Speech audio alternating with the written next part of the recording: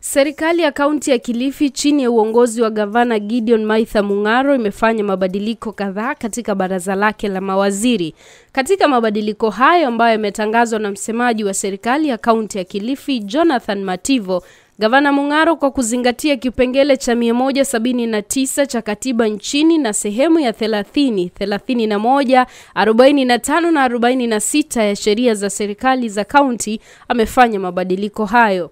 The exercise of the executive authority conferred on the governor by Article 179 of the Constitution of Kenya 2010 and Sections 30, 31, 45 and 46 of the County Governments Act, Cap 265 of the laws of Kenya to constitute the County Executive Committee portfolio structure and reassignment of the County Executive members and County Chief Officers. The Governor, His Excellency Gideon Maitha Mung'aro, the Governor of Kilifi County, in exercise of the powers vested in him by Section 31, B, and D, 45, Clause 5, 46, Clause 1 and 2 of the County Government Act, Cap 265 of the laws of Kenya.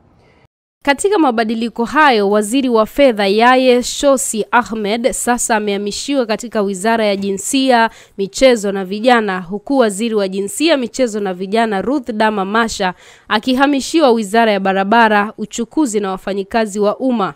Honorable Mrs. Yaye Shosi Ahmed, who is currently the Finance, Economic Planning and Resource Mobilization CEC, will be moved to the Gender, Sports, Youth, Social Services, Special Programs and Disaster Management as the CEC.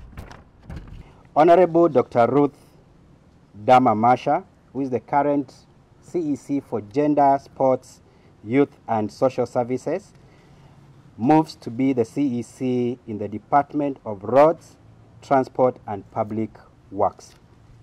Mawaziri ambao wamesalia katika wizara zao ni pamoja na waziri wa afya Peter Mwarogo, waziri wa biashara, utalii na utamaduni Raymond Ngala, waziri wa huduma za umma, mawasiliano na utawala Clara Chonga, waziri wa elimu Felkin Kaingu, miongoni mwa wengine.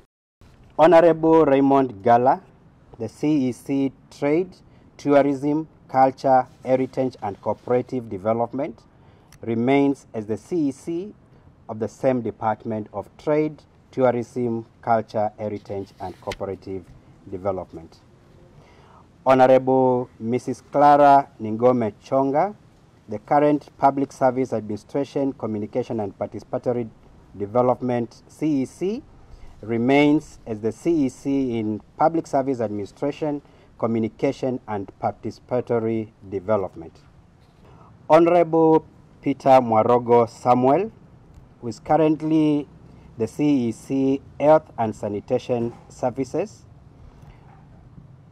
will remain to be the Health and Sanitation Services CEC and also the Acting County Secretary and Head of Public Service. Gavana Mung'aro kwa kutumia mamlaka yake ya kisheria amefanya mabadiliko mengine kwenye idara mbalimbali, hasa kwa wizara ya matibabu na kuwapa uhamisho wengine ili kulainisha utendakazi wa serikali ya kaunti hiyo. Mr. Samuel Menza Mkutano, the current Chief Officer Resource Mobilization, will be the new Chief Officer of Devolution and Civic Education.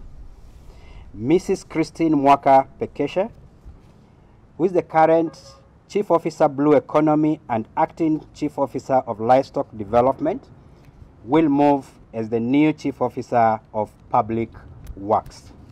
Chief Officer of Health and Sanitation Services remains to be the Chief Officer of Health Sanitation Services.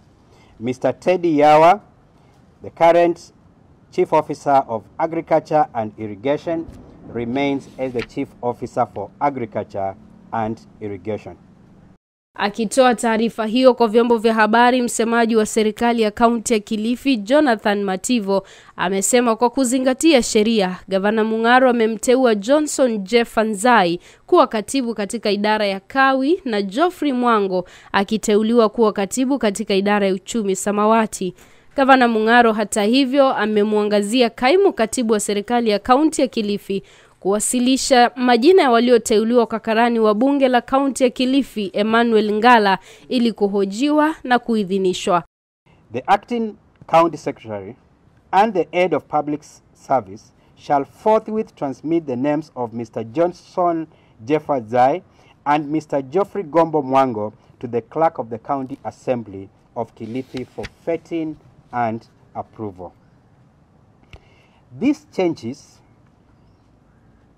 take effect from today, the 21st day of October 2025, and they have been issued under the hand and seal of the Governor of Kilifi County, which was done on the 16th day of October 2025.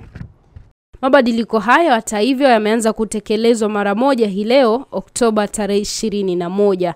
Nikiripotia Coco FM, mimi ni Elizabeth Mwende. Coco FM, ladha ya Pwani.